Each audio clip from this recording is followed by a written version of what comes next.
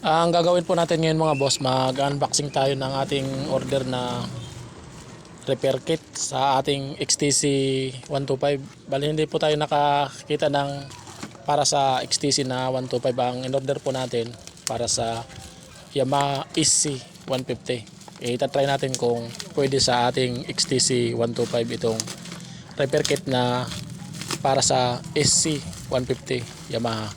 Ito po mga boss. Nabili po natin yan sa online.